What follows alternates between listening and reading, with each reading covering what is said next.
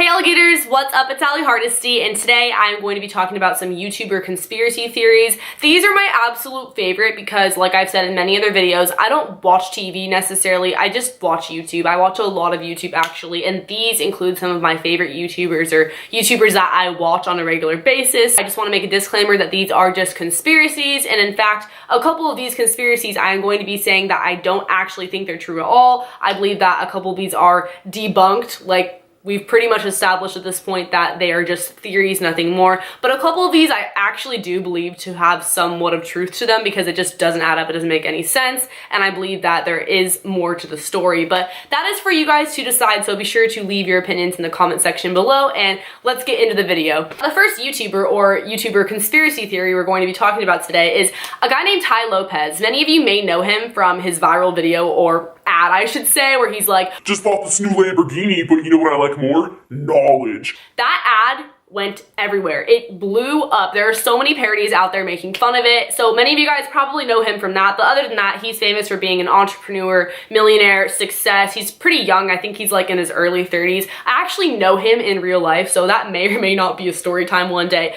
But back to the point, he blew up. A big reason for that being his ads. And the reason why his ads blew up so much, other than the fact that they're super cringy and like easy to make fun of, no hate to him at all, I just like, you have to admit they're hilarious, and he knows that and he markets off of it, is the fact that he bought $16 million worth of views in ad space, which means you are paying to have your ads on people's videos. That is where the conspiracy comes into play. Who in their right mind buys that much worth of ads? So he did that, which obviously attracted him a lot of subscribers, but the question is, what was his real motive for doing so? A lot of people say that that's because his 67-step program is a scam and he wanted to give it more credibility by giving his channel more views, especially with that ad on his channel. Again, I'm not saying that he did anything wrong by buying this much ad space. I'm just saying, who in their right mind does that? I get that you're a millionaire, but like $16 million, that is still a lot of money, even to a millionaire. Like, that's a lot of money.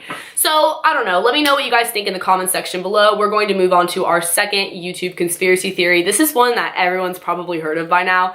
Marina Joyce and her kidnapping conspiracy. I promise I'll get to the other ones after this, but we need to touch on this because this was crazy over the summer. I remember when this blew up, everyone was like, hashtag save Marina Joyce. So if you don't know what I'm referring to, she is a beauty vlogger out in the UK. She has well over 2 million subscribers, but before this conspiracy blew up, like around that time, she had less than 1 million. So I mean, she literally blew up on the internet because of this thing going viral. And the theory was that she was kidnapped, or that her boyfriend was holding her hostage, somebody was forcing her to make YouTube videos. It sounds insane, like when you first hear about it, you're like, there's no way this is real. But there was a lot of evidence to back this up, including subliminal messages in her YouTube videos. People were saying that she started to act different on camera, almost like her content was forced or somebody was making her film these videos. Just not really herself, like she wasn't all there. Also, in some of her videos, you could hear somebody or her whisper help, and she was doing sign language, which I can't do sign language, obviously, which were indicating different things. Like, for example, she was telling people to come to her meetup in a really sketchy part of the United Kingdom, and then it was at 6:30 in the morning, and then in the video she was signing like not to go. And then on Twitter she was saying things like,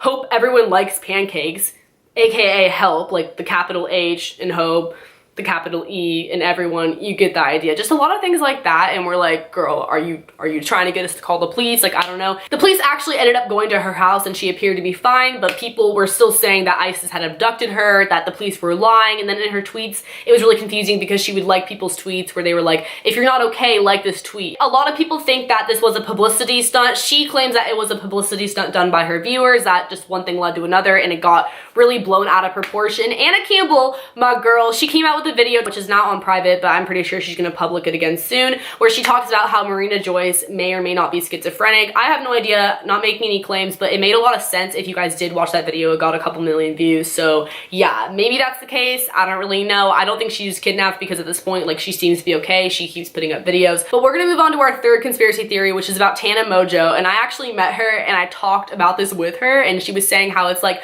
one of the most searched things involving her name on Google, which is her lying about her age, her actually not being 18, her being 21, 23, whatever. I've heard about this for a while. I think by now it's sort of died down because she actually had to tweet her ID picture with her information blurred out, of course, so people would believe her that she wasn't lying about her age. And obviously you're thinking like, what would she gain out of lying about her age? Like, why does it matter if she's 18 or 21? I don't really know, but the fact is people say that if you have a younger audience, they're more active, like they're more likely to support you. You can relate better with like a younger audience if you are younger. Like on YouTube, if you're like 24, you're considered ancient, and that's just how it is. I don't know. People think that if you're younger, you can convince your parents to buy merch, to buy tour tickets, and you're just more active on fan pages and things like that. I do have a lot of younger viewers. I mean, I call you guys my alligators for Pete's sake. So I remember in the beginning, I was getting a lot more active on Instagram than like other YouTubers, so to speak, just because of that. So like, I kind of see how that would be a thing, you know, but like, I think her audience is like really widespread at this point. But anyways,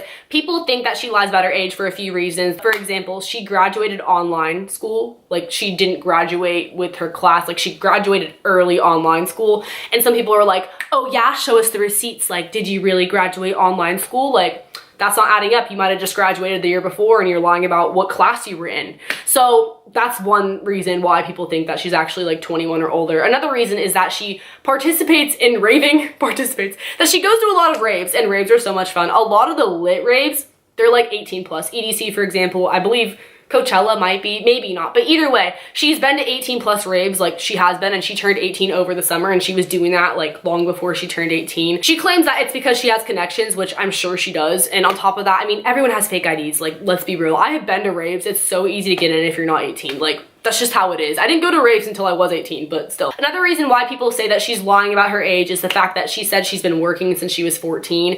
And she's cleared this up by now, saying that she had a work permit. That's why she did that. But people were saying like, oh, actually in the state of blah, blah, blah, you can't work until you're this age, or you can't work that many hours until you're this age. And just people trying to basically prove her wrong with the law, because it obviously isn't common for people to work that young. Like, I don't know, at least in America, I feel like people don't work until they're like 16-ish, unless it's like a family business or babysitting, things like that. But she was working at PacSun. So yeah, that's sort of debunking that theory that she actually is how old she says she is, which is 18 years old. We're gonna move on to our fourth conspiracy theory, which is about FouseyTube.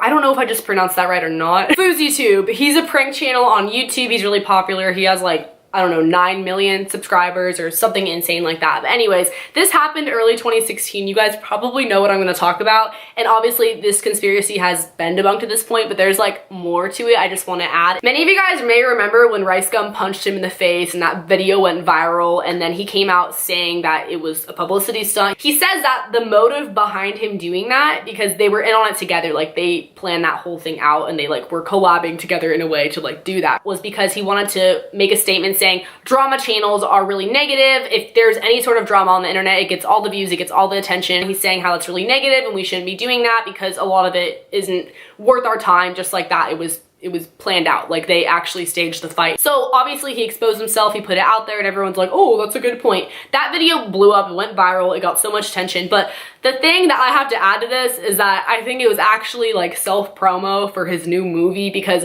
right after that, he put out the official trailer to the movie he was in with a bunch of other big stars. So come on, like, do you think he just randomly did that? I don't know. I'm kind of 50-50 on that one. And again, there's nothing wrong with that. Like, it's business, it's smart, but it was just kind of too perfect timing, you know what I mean? This brings us to our fifth and final conspiracy theory. I saved this guy for last because honestly, like, I feel like he's kind of the most irrelevant one at this point, and I think what he did is like the shadiest, because I actually believe this happened. Like, I really, really do. That is Rich Kids TV, and you guys might know where I'm going with this, and I'm gonna get really sort of ranty. I think this is super messed up if this happened, but again, it's all speculation, like who really knows? Basically, this guy, this prankster on YouTube, he said that he was holding a raffle, kind of like a giveaway, but basically you buy tickets to enter the raffle, and like you know what a raffle is, right? Through a PayPal link, mind you, like kind of sketchy. Each ticket that you bought was $1, and it all accumulated to be around $100,000. That's like what people are estimating at this point. He did actually include a picture where it was like